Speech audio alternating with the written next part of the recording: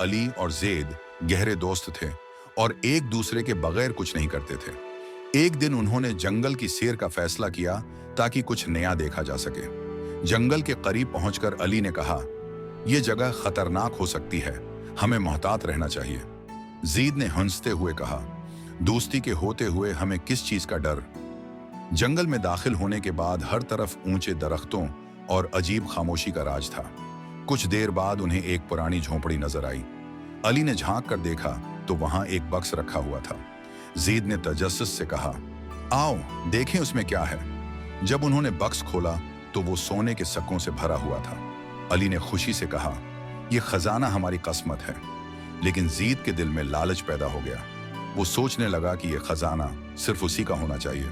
ज़ेद ने अली से कहा, चलो पहले कुछ खाने का इंतजाम करते हैं, फिर सुकून से खजाने को बांट लेंगे।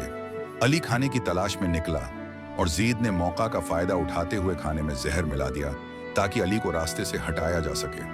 जब अली वापस आया तो ज़ेद ने बड़ी खुश अखलाकी से खाने की पेशकश की, लेकिन अली को ज़ेद के रवैये पर शक हुआ। उसने कहा, ज़ेद, खजाना हमारी दोस्ती का इम्तिहान ले रहा है, लालच हमें बर्बाद कर सकता है। ज़ेद को शर्मिंदगी हुई और उसने अपनी गलती का एतराफ़ कर लिया। आखिरकार दोनों ने फैसला किया कि खजाने को गांव के गरीबों में बांट दिया जाए। इस फैसले ने गांव में खुशहाली और खुशी ले आई। अली और ज़ेद को इज्जत और सुकून नसीब हुआ और उनकी दोस्ती पहले से ज्यादा मजबूत हो गई। सबक: लालच इंसान को तबाही की तरफ ले जाता है, जबकि ईमानदारी और सखावत सुकून और खुशहाली का बायस बनती हैं।